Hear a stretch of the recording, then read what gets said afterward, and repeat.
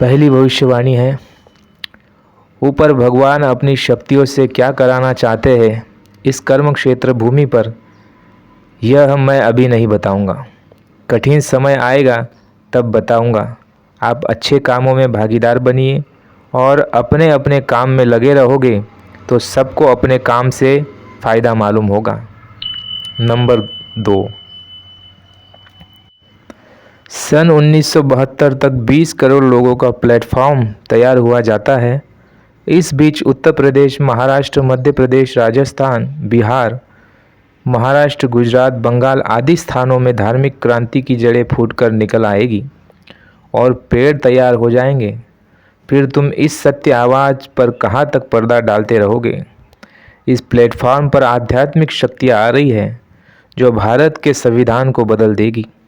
यह महान शक्तियाँ सभी बूचड़खानों को बंद करा देगी, गाय काटने वालों की दुकानें बंद कर देगी और जो कोई इन वस्तुओं को बेचता हुआ पाया जाएगा उसे 10 साल की सज़ा होगी और सुबह शाम 5-5 बेत लगाए जाएंगे। इन शक्तियों के आने से देश में आपका शासन खत्म हो जाएगा। ये बच्चे दिल्ली से राजधानी हटा देंगे, नंगे सिनेमा बंद कर देंगे, परिवार नियोजन गर्भपात को बंद कर देंगे, पुलिस के सिपाही और प्राइमरी स्कूल के अध्यापक को 300 रुपये वेतन देंगे। देश में तोड़फोड़ आंदोलन, रिश्वत तथा अन्य अनैतिक कार्यों को बंद कर देंगे। निरंजन भगवान ने मुझसे कहा है कि आप धर्म का प्रचार कीजिए, कुदरत हर प्रकार से आपकी मदद करेगी। जब अधर्मी और अत्याचारियों की बाढ़ आती है और ऐसे लोग हिंसाएं करने लगते हैं, सभी स्त्री पुरुष बच्चे बच्चियों के चरित्र गिर जाते हैं, वर्ण शंकर संतानें पैदा होने लगती है, तब वह परमात्मा नर रूप धारण करके भारी संहार करता है। उसमें अच्छे लोगों का और धार्मिक लोगों की रक्षा हो जाती है और बुरे लोग समाप्त हो जाते हैं। नंबर 3, भविष्य में एक समय ऐसा भी आएगा जब मैं ऐसी जगह चला जाऊंगा जहां तुम चाहकर भी नहीं आ सकोगे। नंबर 4, अभी तो मैंने सत्संग शुरू भी नहीं किया है, जब शुरू होगा तो बता दूंगा। नंबर 5, यह भी देखूंगा कि आज के अखबार और रेडियो कब तक जनता को सही खबर नहीं देते। नंबर 6, 12 जुलाई 1984 को गोरखपुर में कहा कि आगे 1 करोड़ लोगों को और टाट पहनाऊंगा। नंबर 7, जब तुम बिल्कुल निराश हो जाओगे कि देश खत्म हो गया, उस समय एक ऐसी किरण जागेगी जो देश को बचा लेगी। गिरने में तो समय लगता है लेकिन उठाने में समय नहीं लगेगा। एक नई व्यवस्था सामने आ जाएगी। मैं घर बाहर दोनों की व्यवस्था ऐसी पक्की कर दूंगा कि उसे 100 साल तक कोई हिला भी नहीं सकेगा। नंबर 8, अभी लोग हमें नहीं पहचानेंगे, जब काम पूरा होगा तब पहचानोगे। मैं जो चाहूँगा वो करूँगा और मुझे कोई रोक नहीं सकेगा। एक समय में 2 काम कैसे बने।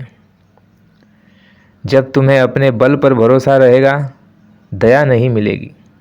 दया तो निर्बल को मिलती है। अपनी अक्ल को समेट कर एक और रख दो तो दया होने लगेगी। अभी कह रहा हूँ कि भजन कर लो, आगे कोई कहने वाला नहीं मिलेगा तो दुनिया के रगड़े झगड़े में फंस जाओगे। नंबर 9, भविष्य में कोई भी खेल हो, आप पीछे मत हटना। आंधी आई बीच में खड़े हो जाओ, आप छुप गए तो पता क्या चलेगा।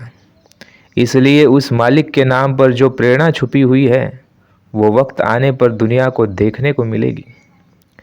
नंबर 10, आगे ऐसा ज़माना बदल रहा है जब मैं टूटे दिलों को मिला दूंगा। लोग प्रेम के दीवाने हो जाएंगे। जैसे पतंगे दीपक पर नाचते हैं, स्त्री पति पर कुर्बान होती है, दोस्त दोस्त पर कुर्बान होगा, भाई भाई पर कुर्बान होगा। वक्त आ रहा है जब प्यार के समुंदर में तुम्हें सराबोर कर दूंगा। राम कृष्ण ईसा कबीर मोहम्मद जी भी आए, उन्होंने इसी प्रेम को बांटा। घबराओ नहीं, थोड़ा इंतज़ार करो, प्रेम की बरसात होगी। नंबर 11, हमारा एक निश्चित समय है, सब बातों को खोलने का। समय आएगा तब मैं अपनी सब बातें खोलूँगा, आप घबराइए नहीं। सब कुछ आपकी समझ में आ जाएगा। जब घटनाएं होती है तब लोगों की समझ में आती है। बाबा जी के पास जीवों को लाभ पहुंचाने का रास्ता है। भगवान के देने के अनेक रास्ते हैं।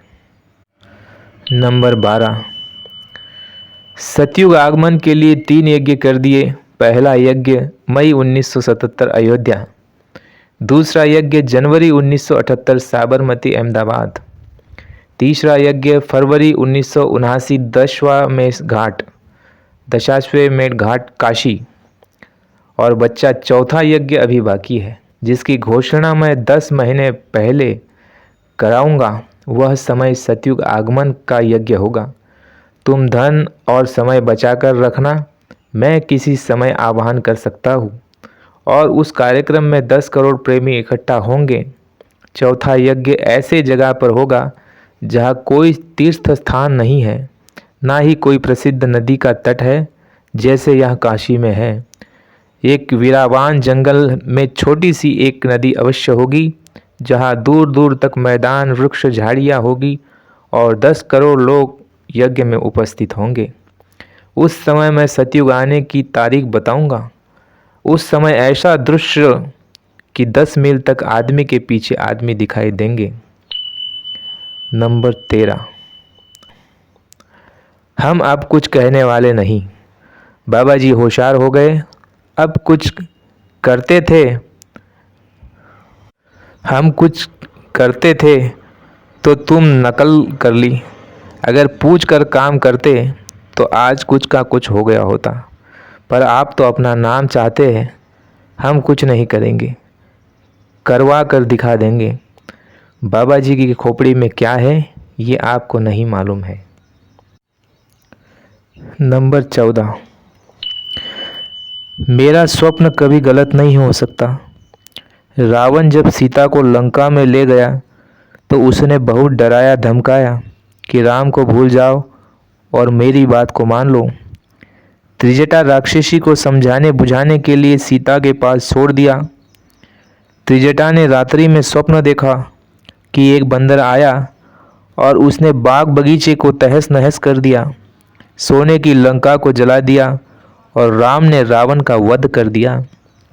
दूसरे दिन प्रातःकाल त्रिजटा ने वाटिका के सभी राक्षसी को बुलाकर अपने सपने को सुनाते हुए कहा कि तुम लोग सीता का साथ दो, इसी में तुम्हारी भलाई है। त्रिजटा का स्वप्न सच्चा हो सकता है तो मैं तो राक्षस नहीं हूँ। मेरा स्वप्न कभी गलत नहीं होगा और भविष्य में दिल्ली से राजधानी हटा दी जाएगी। परिवार नियोजन, गर्भपात बंद कर दिया जाएगा। पुलिस के सिपाहियों, प्राइमरी स्कूल के अध्यापकों को 300 रुपया वेतन अवश्य मिलेगा। भारत के सभी बूचड़खाने बंद कर दिए जाएंगे। मांस, मछली, अंडा, शराब बेचने वालों को 10 साल की सज़ा मिलेगी और 5 वेद सुबह शाम लगा करेंगे। भारत का संविधान बदल जाएगा। राष्ट्रपति, प्रधानमंत्री, मुख्यमंत्री, MP, MLA अधिकारी कोई भी 1 पैसा रिश्वत नहीं लेने पाएगा। मांसाहारियों, शराबियों, कबाबियों को भारत की जनता अपना मतदान नहीं देगी। नंबर 15, मेरे गुरु महाराज की दया रही, शरीर ने साथ दिया तो इस बार देश और दुनिया में बहुत बड़ा परिवर्तन करके दिखा दूंगा। 10 दिसंबर 2010। बाबा जय गुरुदेव जी ने बताया कि गोस्वामी जी अकबर के समय में लाड धाक बोलते रहे, जबकि तलवार की धार पर शासन चल रहा था। उन्होंने इतना चमत्कार दिखाया कि अकबर परेशान हो गया और अंत में उसने माफ़ी मांगी। स्वामी जी ने आगे कहा कि तब नहीं डरे तो अब क्या। पहले के समय में यह समय अच्छा, पहले से समय से यह समय अच्छा आया कि कम से कम बोलने का तो अधिकार है। एक तंत्र शासन में गोस्वामी जी जो काम पूरा नहीं कर पाए वो इस बार मैं पूरा करूँगा।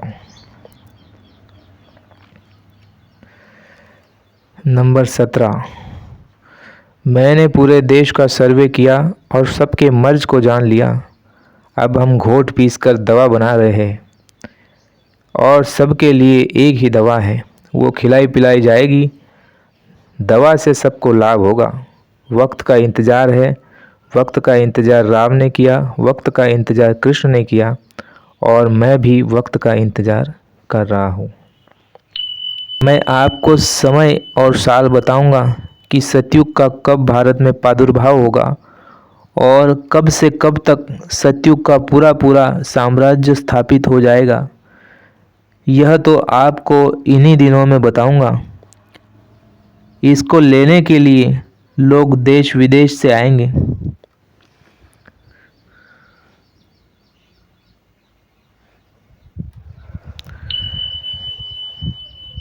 गांधी की बातों को पीछे करके वो लोग आगे आए जो स्वार्थी थे और पदलोलुप थे, इसलिए देश की यह स्थिति हो गई। लेकिन मेरी बातों को पीछे करके कोई भी आगे नहीं आ सकेगा। मेरी आवाज़ के साथ वही लोग आगे आएंगे जो कर्मठ होंगे और सच्ची सेवा की भावना रखेंगे। एक समय में बहुत जल्द आ रहा है जब सब लोग इस बात को मानने के लिए बाध्य हो जाएंगे कि वीरों नवयुवकों का आह्वान देश में पहली बार मैंने किया था। मेरे मस्तिष्क में बच्चों के लिए एक रचनात्मक कार्यक्रम की रूपरेखा है। तुम जेल की क्या बात करते हो? कृष्ण भगवान तो जेल में ही पैदा हुए थे, जिनकी आज लोग पूजा करते हैं। लेकिन समय जब आया तो उन्होंने अपने सगे मामा कंस को भी माफ़ नहीं किया। गोस्वामी जी को अकबर ने जेल में डाला तो इतनी आफतें आई कि अकबर ने घबरा कर उन्हें छोड़ दिया। महात्मा गांधी को अंग्रेज़ों ने कितनी बार जेल में बंद किया, लेकिन उनको यहाँ से भागना पड़ा। फ़कीरों से कभी टकराना नहीं चाहिए। तुम मेरी क्या बात करते हो? जब मैं जेल में जाऊँगा तो इन सब हिजड़ों को निकाल बाहर करूँगा।